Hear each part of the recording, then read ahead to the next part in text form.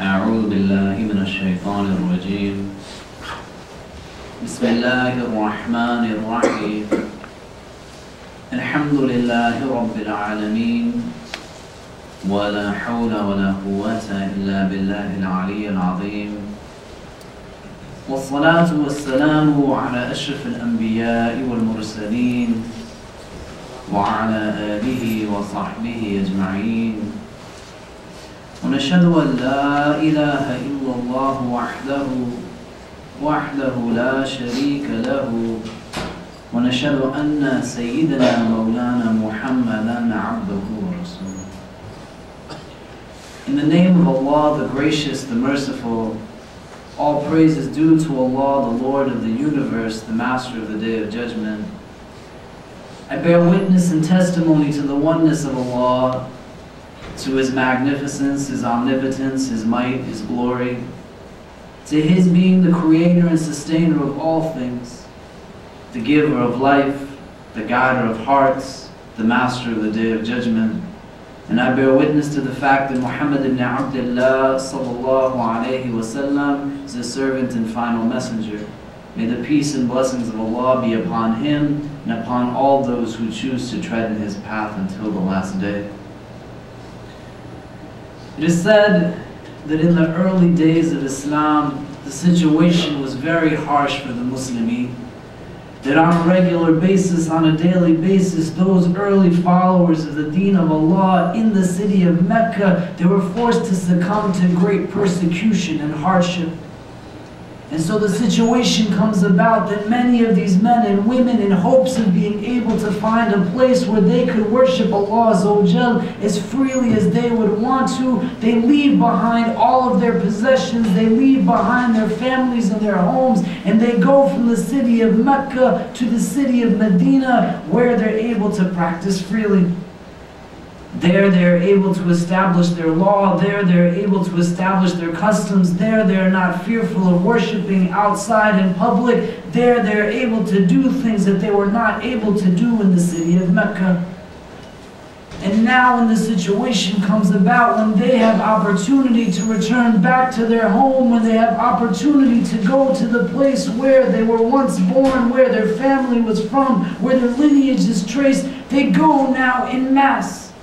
They go with the Prophet ﷺ, they go with those early companions who had faced that persecution, who had been beaten and abused and boycotted, some who had even lost loved ones because they had espoused an understanding that there was nothing worthy of worship except Allah. They go now back to the city of Makkah al-Mukarramah, going to meet the mushrikeen, the Meccans who had treated them in this way. And when the Prophet ﷺ goes back to take this city, he does not do so with vengeance or retribution in his mind.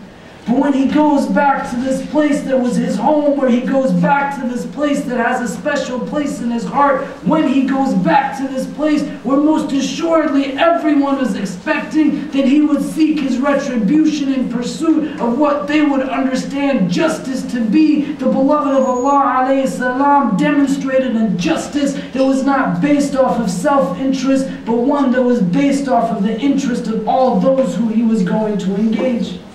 Compassion and mercy was underlying the Prophet ﷺ's taking back of the city of Mecca. That each and every home that had sought to wrong him, the beloved of Allah ﷺ said, today they are forgiven. And he was able to go back into this place that had cast him out without casting any drop of blood from anyone. This was the man Muhammad ﷺ, and this was the way that he engaged people. Those who had wronged him, those who had abused him, those who had taken from him that which was his, still with them he engaged in such a manner that he honored their rights and did not seek to demand justice for himself while he sought to act justly with them. And we have to understand this component of the characteristic that is legacy of the Prophet ﷺ. That more often than not, our natural instinct is that when someone has wronged us, we seek to take by whatever means we can that which we think we are entitled to. Anger gets us to a point where when the power dynamic is in our favor, we no longer look at the rights that those around us have over us, but we will treat them in the most atrocious of ways, even at times going into acts of violence, thinking that this is justifiable because the ends is something that we want to have in our grasp. But we are not a people who look solely at the ends, we also look at the means by which those ends are achieved. We have to be able to understand that the pathway by which we seek our objectives are just as important as those objectives that we seek to have. And we cannot justify saying that the outcome is one that we are so in desire of, we are so wanting to have, we need to have it in our hand, that we will do whatever we can to get that which was given to us. The Prophet ﷺ, he lives 13 years in Makkah al-Mukarramah. In these 13 years, the beloved of Allah ﷺ, when he is speaking to his companions, young and old, male and female, those who are Arab and those who are not, he is not preaching a rhetoric that says, go and take that which is yours by any means necessary. But the philosophy that the beloved of Allah ﷺ is espousing is one that is more non-violent in nature. He is saying to people to honor the rights of those who are around you, have a love for the people who are here in your most immediate proximity, even those who dare to dishonor the Prophet ﷺ. They found a special place in his prayer and his dua where it was habitual of him to beseech Allah Azza for forgiveness upon these people who treated him in the most atrocious of ways. Allahumma gfir li qawmi fa innahum la ya'lamoon. That, oh Allah, put your maghfirah, bestow your forgiveness upon my qawm, upon my people, because indeed they don't understand. This is a man who had no food to eat for days in his home. This is a man who saw his companions, male and female, be beaten in front of his eyes because they sought to practice what he told them would bring them not only good in the next world, but also in this one. This is a man who the people of Mecca, they would ridicule and mock him in front of his young daughter Fatima's eyes, and still he is making this dua for them. Allahumma gfir li qawmi fa innahum la ya'lamoon. We get caught up much in the hadith that tells us that when we see an injustice, we should act against it. And if we are not able to act against it, then we should speak against it. And if we cannot speak against it, then we should make dua for that thing, and that is the weakest form of faith. But our inability to contextualize this tradition puts us in a place where we see Muslims on a daily basis engaging in actions that are most antithetical to the fundamental values of our tradition. We are a people who espouse sabr, we espouse patience. We pursue justice in the understanding that it is adl. And adl is not just about let me go and get mine, but it is derived from the same word, the adl, which means equilibrium. We are seeking to bring people back to where things are in the middle. We are not people who are on one extreme or who are on the other. We are people who espouse Ihsan, we espouse excellence. We do what we can to the best of our ability, and we understand this thing of Ihsan is something that denotes that we live in such a way that although we cannot see the divine, we understand that He can see us. And if we have this frame of mind that is so God-centric, we would not be able to ever justify the violation of any rights that people have over us. We are people who respect and honor the universality that exists amongst us, not because of any specific ethnicity or culture that we adhere to, but we adhere to the fact that we are part of a race that is the human race, and that is something that allows for us to look past any socially constructed difference and just give a deep value to that which is human life. That when the Prophet ﷺ tells us that you will not enter paradise until you believe, and you will not believe until you love for your brother what you love for yourself, the key word that we have to understand here in this hadith that is setting a condition for our entrance into paradise is brother. Imam Nawawi rahimahullah, when he defines this word, that same Imam whose Arba'een we study day in and day out, and all of us, despite our ideological or theological characteristics, still value and respect this man. He says that word brother is in reference to the son, the children of Adam. It is not in reference only to Muslims, it is not in reference only to those who follow Islam, but when the Prophet ﷺ is using this word akh, he is using it in reference to Ibn Adam. And there is a certain value that is there in appreciating the fact that we are human. And the Prophet ﷺ demonstrates this to us over and over, where he is not seeking to be made restitute at the expense of somebody else's rights. And we want to think about this because in the coming week, this country, our communities, we are going to be honoring the legacy of a man whose notoriety is based off of principles of nonviolence in pursuit of social justice.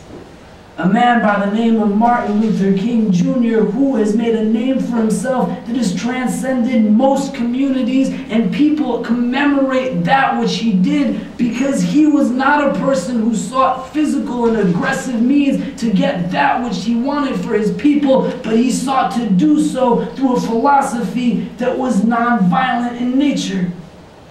He did not say that take up your arms. He did not say that go and cast any kind of atrocity upon innocence. He did not say that go and harm any individual. And we need to conceptualize what this actually means for us today.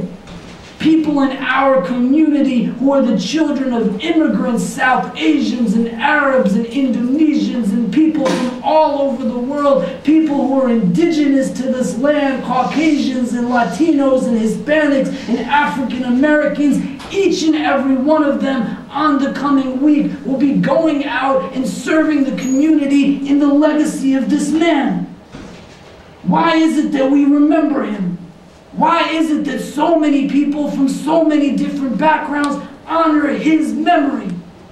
He was a person that was able to change society, and he did so with the benefit of society as being his primary objective. He wasn't going out and encouraging young people or old people that you have been violated in this way and you need to go and do whatever you can by any means necessary. You still have to understand the value of human life. And his espousing of this non-violent tradition is something that we find is elementary in our own tradition. It's something that we find is there, and the Prophet ﷺ displays it and demonstrates it on a regular basis.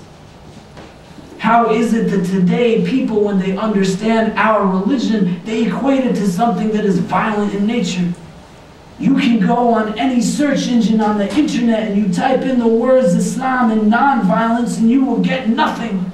But if you type in the word Islam and violence, you will get thousands and thousands and thousands of articles that aren't even degrees removed in their relevancy. These are things that say Islam in its default is something that is violent. Where did we make this transition? And how did we get to the place that we are in today? The Prophet ﷺ, he dealt with a community that looked towards aggression as being the solution for its problems. We all know the tradition when the Prophet ﷺ, in the days before he receives revelation, finds himself in the situation where the people of Mecca, they are arguing amongst themselves because the Kaaba is being reconstructed, and the chieftains of the tribe, they are arguing as to who will put the black stone back in its place. Each and every chieftain wants to have the honor of this. Each and every one says that if it is not my tribe that puts the stone back, we will have bloodshed, we will have violence. They bring forth pots of blood and they dip their hands into it and they show palms coated with blood to one another, saying that this is what will happen if we are not the ones who will put the stone back. And so they say we need to come to a solution. And they say that the next person who will come in, let them be the person who will give us the advice. And they say to themselves that if the option that this individual presents us with is not something that we agree with, we will just take his life too. And the Prophet ﷺ, he is the person who comes in. And the people, they know him as being the trustworthy one, the honest one. They rejoice when he walks in. when he comes in, he comes up with the solution, and he says that let us place the stone onto a sheet, and we will have each individual tribe represented by a person. They will each grab a hold of it, and together we will lift it into the air. And once they had done this, the Prophet ﷺ, with his own blessed hands, he puts the stone back in the place that it needs to go. But there is an inherent wisdom that we see in his decision. But we also see that the natural reaction of the rest of the people of Mecca when they are trying to get that which they want is to go towards the most aggressive and violent means necessary. You give me what I want or I will hurt you. You give me what I want or I will do whatever I can to take it from you. I will take your life. I will take everything that is within your possession. This is the natural reaction of the people of Mecca.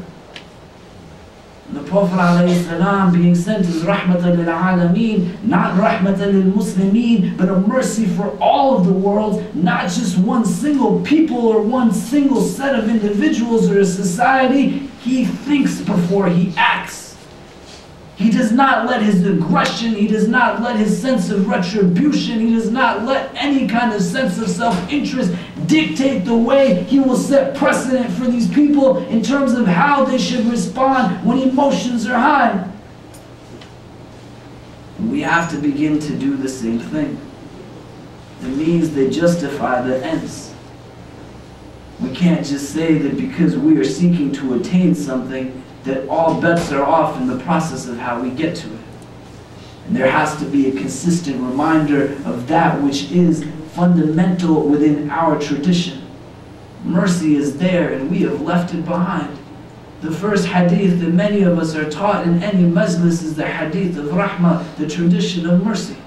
Ar-Rahimuna yarhamukum ar-Rahman, irham man fil ard yarhamkum man fis sama. That the merciful one is merciful to those who are merciful. Be merciful on the earth. The one who is in the heavens will be merciful to you.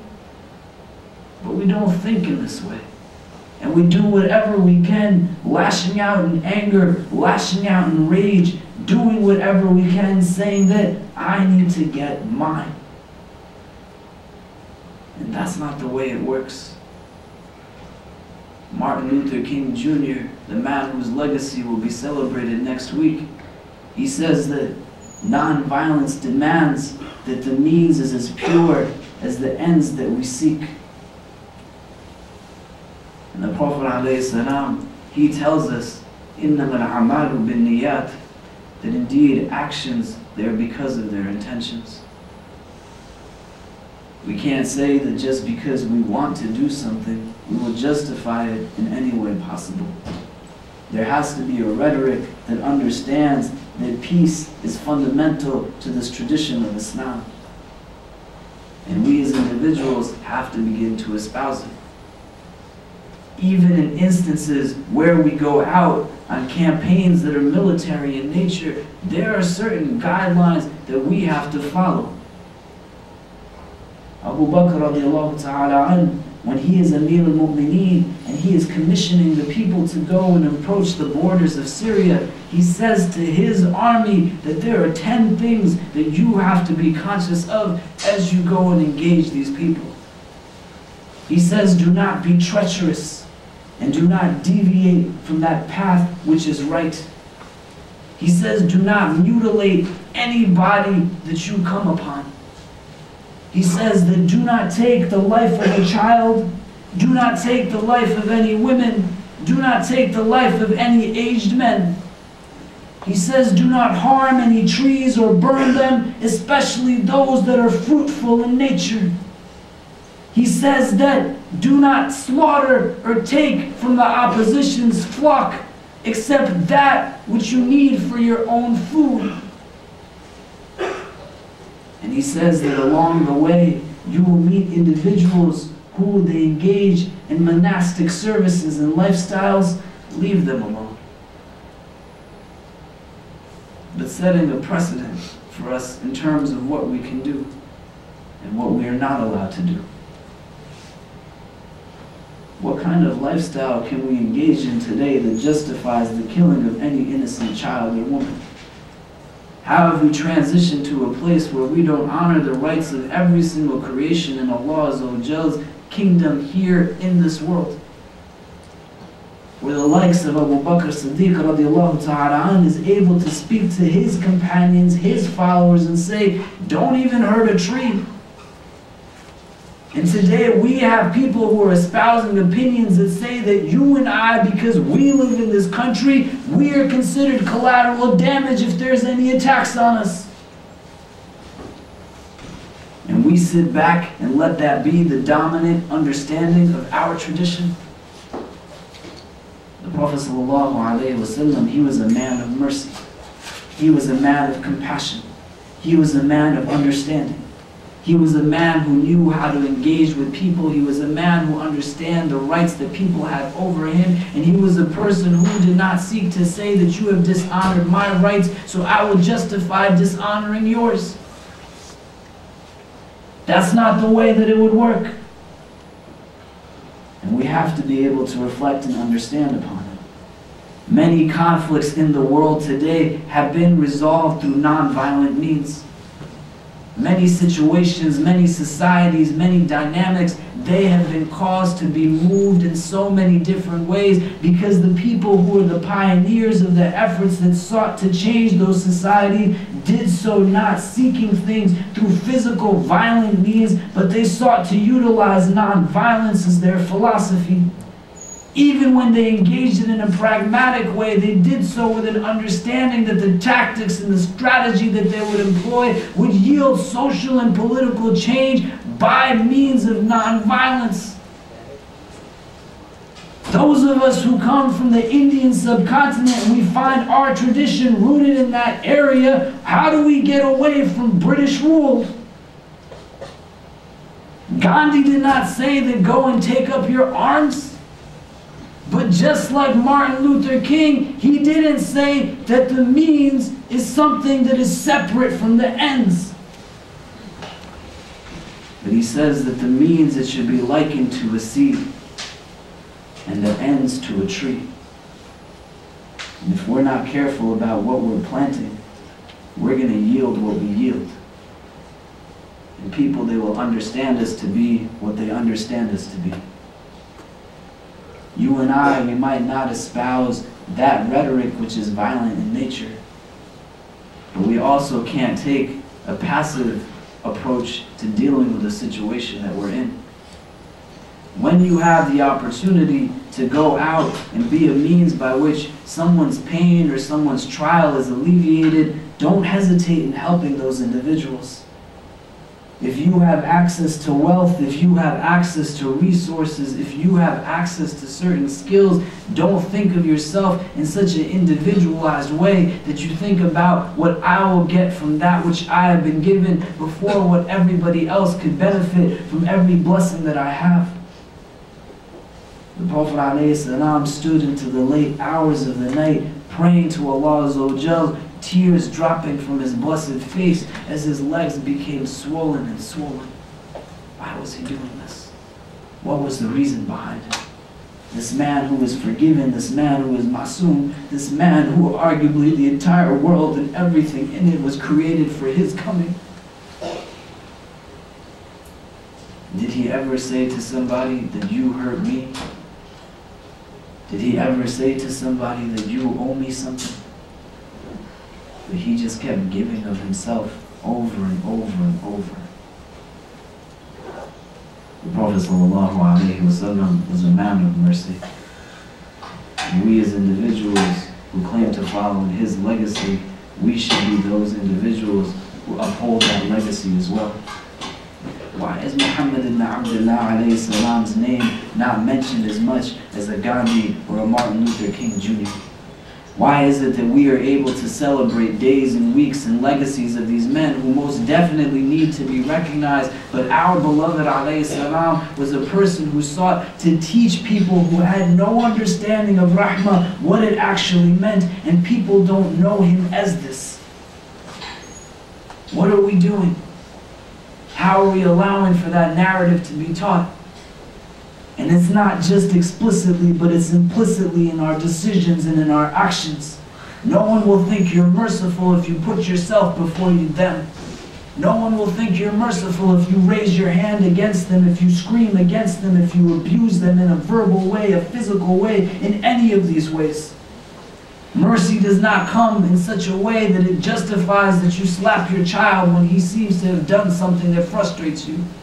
Mercy is not that when my wife has done something that I find to be irritating, I will say to myself that I have a right to raise my hand against her. Mercy is not that I will say that I will keep to myself any of my provisions or any of my resources when I know that my brother will benefit from it if I would just share it with them. Let compassion be your motivation. Let mercy be your catalyst. Justice is not equated to me saying, I need to get that which is owed to me. That's not justice.